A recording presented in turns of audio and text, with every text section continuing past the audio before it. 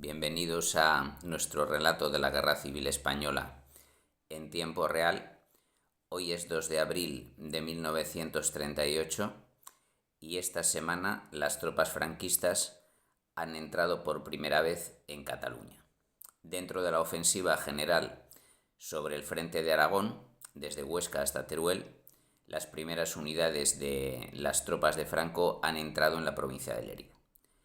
Pero vamos a proceder día por día, ya que son desde principios de marzo jornadas intensas en todo el frente aragonés, que desde esta semana va a ser también catalán y desde la próxima semana también de la región de Levante, con el día 27 de marzo. Ese día la 63 División del Cuerpo de Ejército de Navarra rompe las líneas republicanas al este de Sabiñánigo, al norte de la provincia de Huesca. Tras 2 semanas en que no han podido avanzar por allí debido al mal tiempo todavía invernal, esta vez logran avanzar por el sector del Pirineo. Más al sur, a la altura del río Cinca, el cuerpo de ejército marroquí, bajo el mando de Yagüe, concretamente su 13ª División, cruza el río Cinca al norte de Fraga, que cae ese mismo día.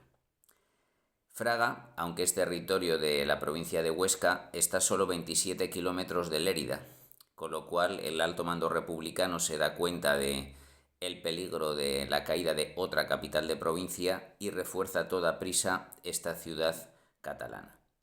Sin embargo, al día siguiente el avance franquista continúa más al sur. El 28 de marzo, otras tropas del cuerpo de ejército marroquí, operando en la provincia de Zaragoza, toman la localidad de Mequinenza a orillas del Ebro.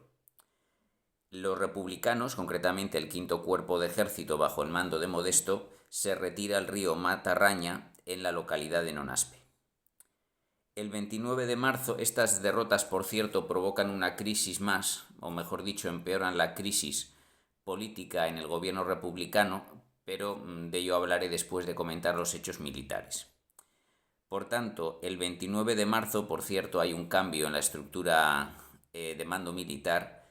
El coronel Perea, a pesar de que hasta ahora era el comandante del Ejército del Este, que operaba en Aragón, a pesar de haber advertido repetidamente que sus líneas se estaban derrumbando y necesitaba refuerzos, es destituido y Sebastián Pozas, que era quien hasta ahora ocupaba el mando del Ejército del Este, es destituido y le sustituye el coronel Juan Perea, que hasta ahora estaba al mando del 21 Cuerpo de Ejército.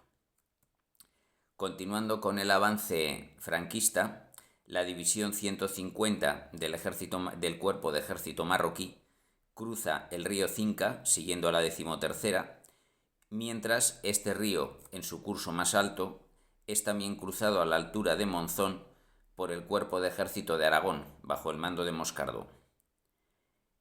Por último, lo más importante de toda esta semana, este 29 de marzo, la quinta División Navarra cruza el río Segre a la altura de Serós, en la provincia de Lérida. Por lo tanto, ya las tropas franquistas entran en Cataluña, que hasta ahora no ha tenido frente de guerra en lo que vamos de conflicto. Esto no detiene, al contrario, el avance de los franquistas, y el 30 de marzo el cuerpo de ejército marroquí ataca la ciudad de Lérida, pero ya ha sido reforzada por 3 divisiones bajo el mando conjunto de Valentín González, conocido como el Campesino, y la capital ilerdense resistirá varios días el ataque de los franquistas. Sin embargo, en otros sectores del frente el avance continúa. El 30 de marzo, la primera división de Navarra, bajo el mando de García Baliño, y la división de caballería, bajo el mando de Monasterio, llegan al río Matarraña, en la provincia de Zaragoza, ocupando las localidades de Fávara, Maella y Nonaspe. Más al sur, en Teruel, el Corpo di Truppe Volontarie hispano-italiano llega a la localidad de Valderrobres. Y por último, el Cuerpo de Ejército de Galicia, bajo el mando de Aranda, también operando en la provincia de Teruel, avanza desde Alcoriza hasta Torre de Arcas, justo la última localidad turolense antes de entrar en la provincia de Castellón. Por lo tanto, las fuerzas sublevadas, franquistas, han entrado en territorio catalán y están a punto de hacerlo en territorio de la región valenciana. Una situación muy grave que va a continuar en las siguientes semanas. El 31 de marzo, la resistencia republicana se ha endurecido en el límite catalán, y aunque se producen duros combates en la provincia de Lérida, entre Serós y la capital, los franquistas logran entrar en la provincia de Tarragona y el 2 de abril toman la localidad de Gandesa, que será muy decisiva e importante en la futura batalla del Ebro. El 2 de abril, finalmente, la primera división de Navarra toma Gandesa, y tras cruzar la Sierra Fatarella, que también será escenario de duros combates en la batalla más famosa del siguiente verano. La noche del 2 al 3 de abril, en un intento fallido de recuperar Gandesa, desapareció en combate Robert Hale Merriman, que era el comandante del batallón Abraham Lincoln de la 15ª Brigada Internacional. Estudiante de Economía en la Universidad de Berkeley, se había unido a principios de 1937 a las Brigadas Internacionales y dirigió al poco tiempo este primer batallón de voluntarios estadounidenses. La noche del 2 al 3 de abril dirigió un grupo que intentó recuperar Gandesa, pero se perdió tras las líneas enemigas y quedó aislado junto a 3 compañeros y el comisario político de la brigada, llegando a caer en territorio de las tropas enemigas. Según contaron los supervivientes, oyeron disparos y el grito en español «manos arriba», y no volvieron a ver a Merriman ni a sus 2 compañeros. A pesar de los intentos de la embajada norteamericana posteriormente de encontrar su cuerpo, no se volvió a saber de él. Permanece como desaparecido en combate y se desconoce si murió al resistirse a caer prisionero o fue asesinado después de rendirse. Por último, el 2 de abril, también en el otro extremo del frente aragonés, el Cuerpo de Ejército de Navarra del general Solchaga ocupó la localidad oscense de Benabarre.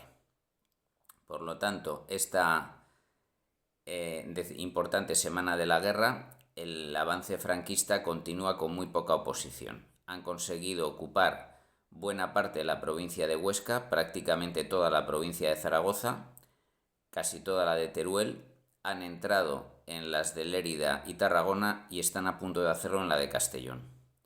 Esto naturalmente tiene serias consecuencias para el gobierno de la República, que lleva en crisis desde el mes de febrero en que perdieron Teruel. El 27 de marzo, y no por primera vez, ya que llevan un mes haciendo campaña contra Indalecio Prieto, el ministro de Educación comunista Jesús Hernández pide en el periódico Frente Rojo la dimisión del ministro de Defensa. Zugazagoitia, que es de los defensores de Prieto dentro del gobierno, protesta porque dice que tal artículo debería haber sido censurado por derrotista. Sin embargo, el propio Prieto sigue en su línea de considerar la guerra perdida a menos que se haga una negociación. Considera que cuanto más tarde se haga, más débil será la República para poder negociar. Así lo dijo en el Consejo de Guerra el 28 de marzo y también en el Consejo de Ministros el día 29. Esa actitud llevó al presidente del gobierno, Juan Negrín, a pedir su dimisión el día 30 de marzo. Si bien lo hizo a través de Zugazagoitia para templar los ánimos. La CNT estaba dividida, a pesar de que anarquistas continuaban protestando por los supuestos asesinatos que se habían producido por parte de comisarios por orden de comisarios políticos comunistas, según ellos implantados por la URSS, no tenía una unidad clara en este sentido. Es decir, acudió una delegación de la CNT formada por Horacio Martínez Prieto, que no es familia de Indalecio Prieto, Segundo Blanco y Galo Díez, para apoyar al ministro de Defensa, pero otros dos miembros de la ejecutiva, anarquista Juan Domènech, que había sido consejero de la Generalitat, y Mariano Vázquez se pusieron en contra. Precisamente era el día siguiente a la entrada de las tropas franquistas en territorio catalán, y Domènech decía que Cataluña debía resistir a ultranza, mientras quedara un solo árbol y un solo catalán en pie. Esta falta de unidad y de apoyo hizo que finalmente no solo Negrín tuviese que dimitir, sino que se formara un nuevo gobierno.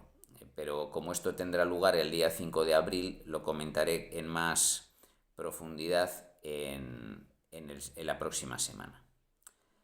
Así pues, se han producido muchos acontecimientos en el plano militar y se están preparando otros en el plano político. Desde luego la situación militar va peor para los republicanos, ya que el avance exitoso que llevan haciendo casi un mes en Aragón está dando los frutos de acercarse, de entrar en territorio catalán y acercarse al territorio del Levante. Veremos cómo se desarrollan estos acontecimientos en las próximas semanas. Muchas gracias por escucharme y hasta pronto.